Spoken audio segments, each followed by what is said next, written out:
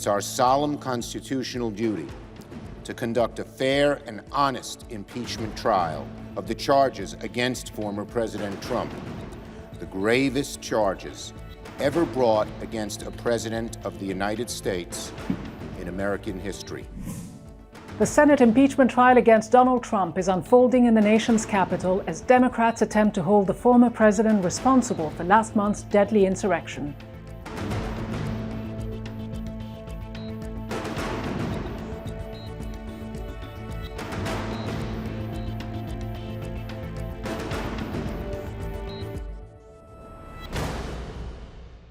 Hello and welcome to Inside America. I'm Ghida Fakhry. A historic week in the United States as the second Senate impeachment trial of Donald Trump is underway here in Washington, D.C., with the former president accused of incitement of insurrection after his supporters stormed the Capitol on January 6th in an attempt to stop the wheels of democracy. 100 senators, most of whom were trapped in the Capitol on that day, will decide to convict or acquit Trump. But in a hyper-partisan environment, will the evidence and legal arguments or will party loyalty guide the Senate's 100 jurors? Democrats argue that Trump repeated his false claims of a stolen election and aimed the mob, quote, like a loaded gun at the Capitol, urging his supporters to, quote, fight like hell. They say the former president is singularly responsible for an attack on the democratic process and should be barred from running for office again.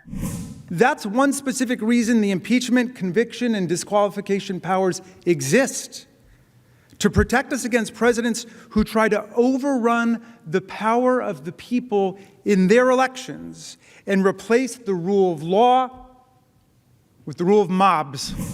Trump's defense team calls the trial political theater, arguing that it is unconstitutional to convict a president who is no longer in office. Donald Trump simply exercised his First Amendment right to free speech, they say. This trial is about trading liberty for the security from the mob? Honestly, no. It can't be. We can't be thinking about that. We can't possibly be suggesting that we punish people for political speech in this country. Trump's lawyers announced they have no plans to advance his claims of election fraud following the departure of 5 members of his previous defense team, including his 2 lead impeachment attorneys. A verdict is expected next week. A conviction will require 2/3 of the Senate. That means in addition to all 50 Democrats, 17 Republican votes would be required for conviction, the very first in U.S. history. But as 45 out of 50 Republican senators voted in favor of a procedural motion last month to debate the constitutionality of the trial, the former president will likely be acquitted once again. I'm now joined by Tom Daschle, former Senate Majority Leader, who also led a 50-50 Senate from 2001 to 2003. He was Senate Minority Leader during Bill Clinton's impeachment trial in 1999. Senator Daschle, you led the Democratic Party in the Senate the last time it was evenly split, which was 2 decades ago. You said recently that it is a mistake for Democrats to go ahead with this trial, given the 50-50 split and what you called the tenuous control they have in the Senate. The impeachment managers say there's overwhelming evidence to convict Donald Trump. But do we already know the verdict? Was it a mistake for Chuck Schumer, the Senate Majority Leader, to push this trial through, do you think? I don't think that Majority Leader Schumer had any choice. There is a constitutional obligation, once the House passes the impeachment resolution, to hold a trial in the Senate. The Republicans have telegraphed their intent to acquit. I think that's unfortunate, but nonetheless, the process is one that is required in the Constitution. So I think that Senator Schumer is doing exactly the right thing. But do you still believe that it is a mistake for the Democrats to hold this trial? That's what you said a couple of weeks ago. Well, what I had tried to say, and I probably didn't say it very artfully, was that I think a censure resolution under these circumstances might have been better, along with a recognition that Section 3 of the 13th Amendment, which addresses the prohibition of a member or a office holder from running for office again, would have been an approach that only would have required 51 votes rather than the 67 votes. So from a procedural point of view, I thought the censure was perhaps a little more attainable. But obviously, once the House acted, in my view, the Senate really had no other choice. Well, ahead of Bill Clinton's impeachment trial back in 1999, when you were Senate Minority Leader, you also argued against impeachment. Here's what you said then. The president's behavior was indefensible, not impeachable. The president should not and will not be removed from office.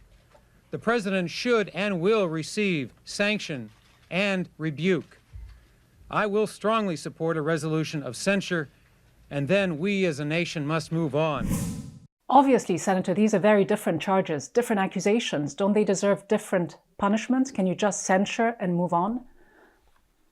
Well, again, as I say, I don't think just a censure in this case would be enough. I think that second resolution requiring that the president be held accountable and that he not be given an opportunity to run for public office again is the kind of punishment attributable to this kind of an offense. Clearly, that's debatable. But as I said, the House has already passed its resolution of impeachment. The trial will begin. So this debate is really no longer relevant because we already know just how this process is going to go forward. And some have argued that censure actually may not carry the weight of the law the way impeachment does. It's an open question, some say, whether it would in fact have led to disqualification. But here we are now with the impeachment trial underway. Wouldn't it have sent a message of impunity to future presidents who may have incited an insurrection if you had simply censured? And now, with an acquittal likely, what kind of message is it likely to send? Well, that's a great question. And I think we should ask those who are going to vote to acquit in the trial that very question. I think the odds are overwhelming that he will not be convicted. And so in that context, it seems to me that he's going to be acquitted and not held accountable. And that troubles me greatly. And you mentioned recently that the country today is more polarized than it was 20 years ago when you were Senate Majority Leader. Some Republican members of Congress are facing censure in their home states for voting for impeachment or even criticizing Donald Trump. Here's one of the senators who's had to defend themselves. Personality cults aren't conservative. Conspiracy theories aren't conservative. Lying that an election has been stolen, it's not conservative. How concerned are you about the trends within the Republican Party, the blind allegiance to Donald Trump, and the political price that some are paying for speaking out? I'm very deeply concerned. I think this party needs a viable two-party system, conservatives and progressives. But the Republican Party is deeply, deeply split. And they have to decide as they go forward whether they're going to be the party of Trump or the party of the conservative values that have so reflected the character of the party for a long period of time. That debate is going to go on. But I worry a great deal that President Trump still has an enormous hold on the party and dictates to a large extent the direction that party will take. That isn't good for the party, and it certainly isn't good for the country. Do you think we'll see the party splinter into two?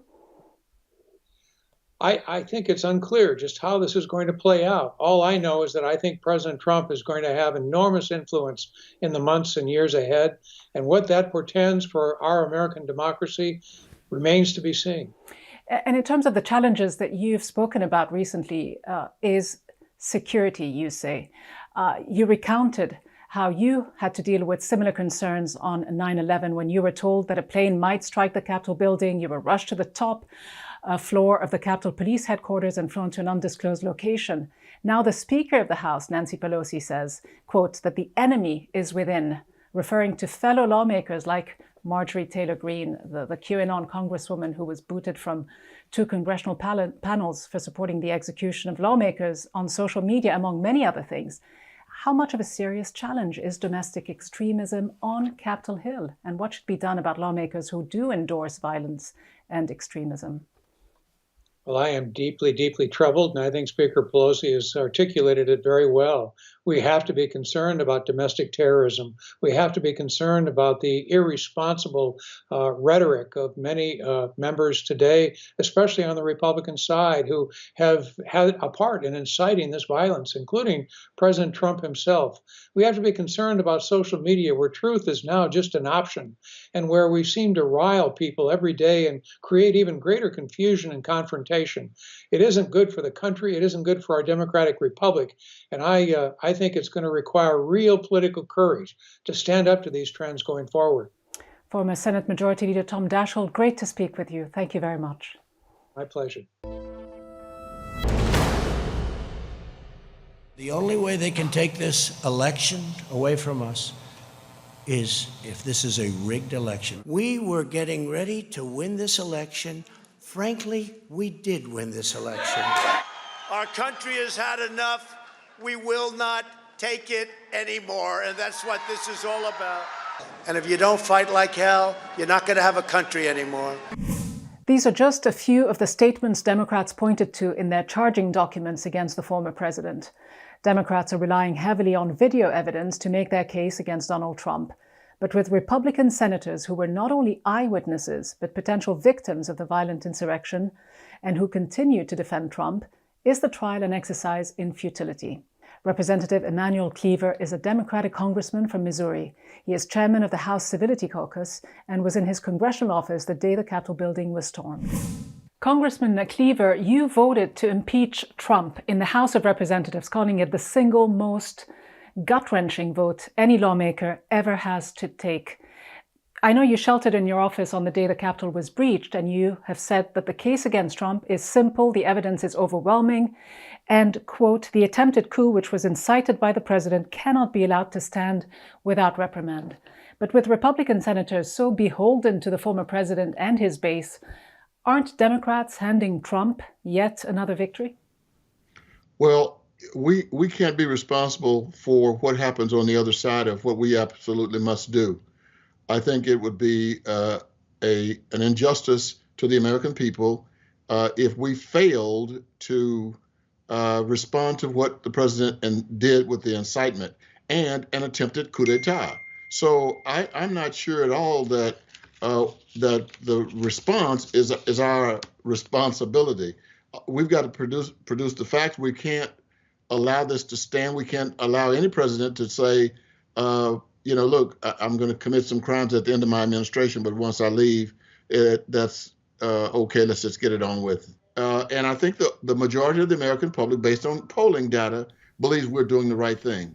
Well, the majority of Americans believe you may be doing the right thing, but it's not a big majority. In fact, only 56% of Americans, according to the latest polls, want to see the Senate vote to convict. And let's face it, it's never really about the evidence, however overwhelming it is. It's about political calculation. And this is now Trump's party as much as it is the Republican Party. If this were a secret ballot, you would have gotten the votes needed, but it's not. Given the dynamics on the Hill, doesn't this all amount to little more than political theater at the end of the day? No, it exposes cowardice. One of the reasons history repeats itself is because we don't learn it well enough on the first time.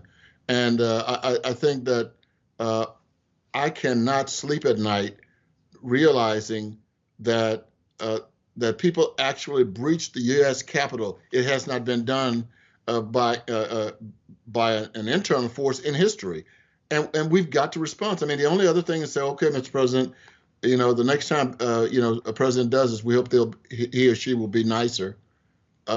We got to stand up to what's happening, a bully, and 143 law enforcement agents have been injured in this assault. We can't just say because the Senate doesn't have the courage, we just have to forget it. In fact, Republican lawmakers from your own state, Missouri, objected to the election results. And we know that the senator from Missouri, Josh Hawley, was the first one to actually also object in Congress to the election results. Many say that he helped incite the mob outside the Capitol building. What have you done about that? Because you said it's up to the other party, the Republicans themselves, to hold these people accountable. Well, I think that the people here in the state of Missouri are creating the accountability factor. The newspapers, the two largest newspapers, have blasted him over and over and over again. His polling numbers in the state of Missouri are dropping. So it's not going to be a free ride for Mr. Hawley. Many of the corporations in the state that gave him money have requested that he return their contributions. So he's been damaged, make no mistake about it, and history will also record what he did. But Congressman, when you say that tough words of condemnation should come from Republicans and not liberal Democrats, using that very same logic, did you and other Democrats actually overreach when you voted to boot Marjorie Taylor Greene, the QAnon congresswoman, from her 2 panels? Should you have left it to Republicans? Well, you know, we have a lot of Republicans who are opposed to Representative Greene. It's always a big deal when you have to fight, when you have to vote to remove a person from Congress. 2/3 is required. The founders and the framers wanted it to be difficult because it should, in the end, be about what the people in that district want. However, when you have somebody walking around with a gun, when you have somebody who has made all kinds of racial slams against Americans, who believes that you know, if you come from a certain part of the world and have a different religion than she allegedly embraces, that you're a bad human. And so you can't just say, well, just let it go. You know, time will take care of stuff. You got to have enough guts and courage to speak out against wrong, and that which falls from her lips over the last few years is wrong. And that's what Democratic Congresswoman Ocasio-Cortez did when she raised serious concerns about the events of January 6th that led to this impeachment trial. There were QAnon and white supremacist sympathizers and, frankly, white supremacist members of Congress in that extraction point who I know and who I had felt would disclose my location and allow me to, who would create opportunities to allow me to be hurt, kidnapped, etc. And so I didn't even feel safe around other members of Congress. How concerning is this threat from your fellow lawmakers on the other side of the aisle? Well, I think there are a lot of Democrats who are concerned about their safety even now. In my 18 years in Congress and 8 years as mayor of Kansas City, I've never seen the kind of apprehension that one side actually has of the other. And it is fear. That's why I think we have to do something. I mean, we cannot allow the House of Representatives to be a place where individuals can seek to intimidate us. I mean, we got to stand up. If nobody votes for it, if the whole world votes against it, and we know it to be the right thing to do, we have an obligation to our conscience to do the right thing. And AOC is right. There are people who pose a real threat, an existential threat to the members of Congress.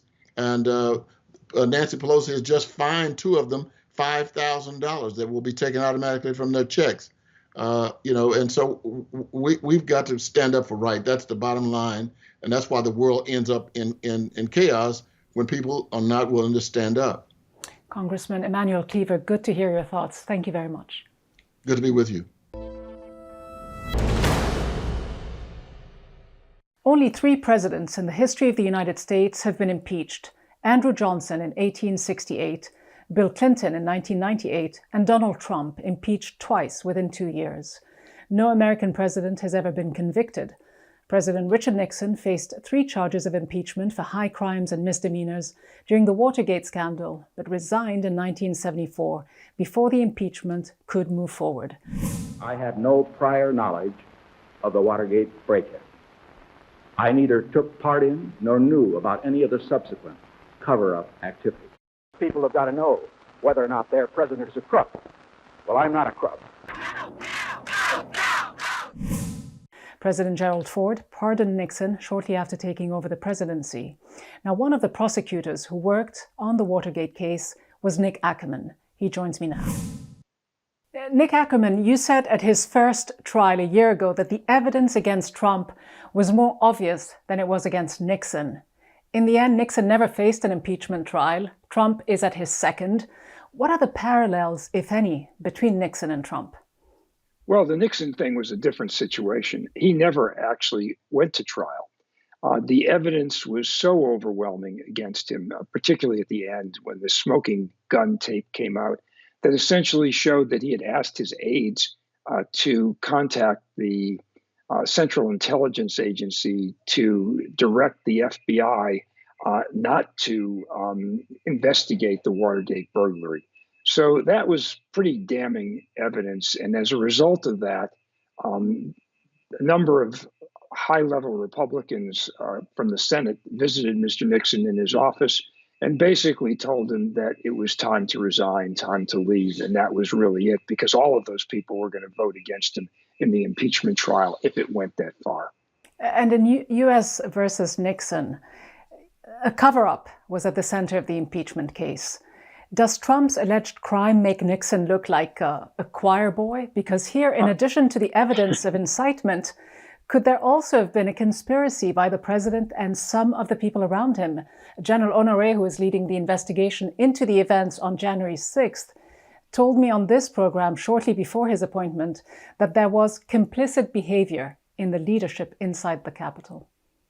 I think that could be. I mean, look at one of the crazy defenses that was raised by Senator Lindsey Graham was that they might bring FBI agents in to testify that this was pre-planned by the individuals who stormed the Capitol.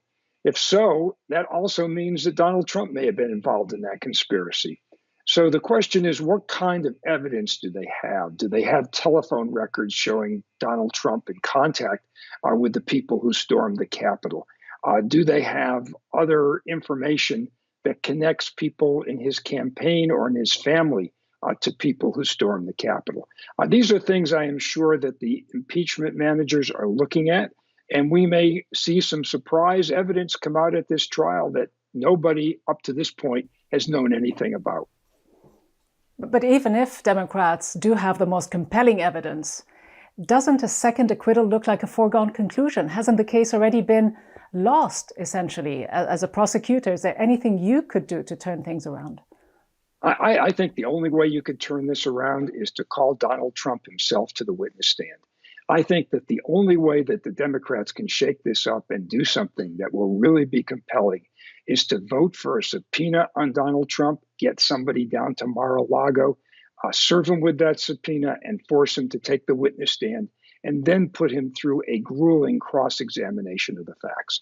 That would make the difference. And I think ultimately that would cause a number of Republicans to go the other way. And how much do you think will impeachment managers, who essentially serve as prosecutors in this trial, how much will they rely on this kind of video footage of protesters justifying their actions?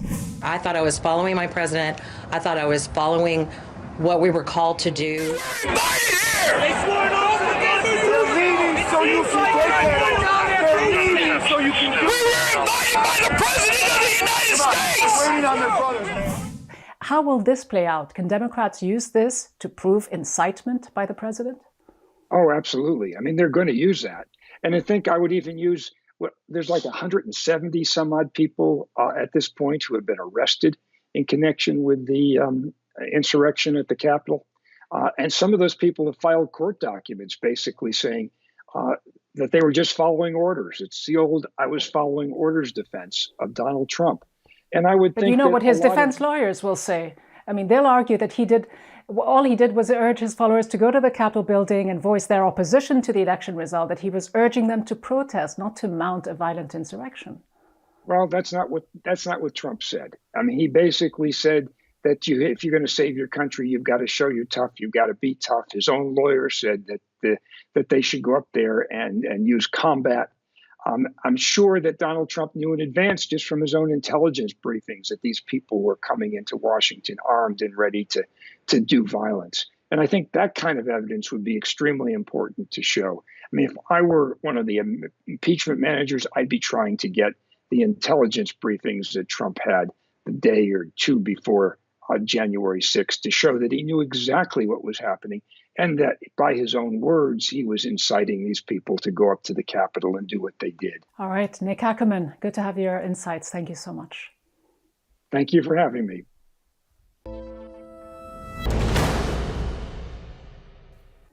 For years, Trump laid the ground for his final assault on American democracy by denigrating the media, and months before the election, by repeating his mantra that the only way he would lose was if it were stolen from him. Repeat a lie often enough and it becomes the truth, is a line often attributed to the Nazi propagandist Joseph Goebbels. Today's America is a nation divided by two antithetical truths. The US Senate, which has morphed into a trial chamber at the very crime scene, is not immune to this reality. The 100 senators turned jurors are also direct victims and witnesses to the crime President Trump stands accused of having incited, insurrection. Worse, some of these Republican jurors are themselves accused by Democrats of being accessories to the failed insurrection. And so, in short, the second trial of Donald J. Trump, unprecedented in so many respects, is more likely than not to end in an acquittal, unless 17 Republican senators find it within themselves to conclude that their oath to the Constitution trumps their allegiance to their party's former leader, who still maintains he won the election. 17 Republican jurors who have the power to strengthen or weaken American democracy. That's all from me, Ghida Fakhry. Send me your thoughts and comments. For now, though, from me and the entire team in Washington, thanks for watching.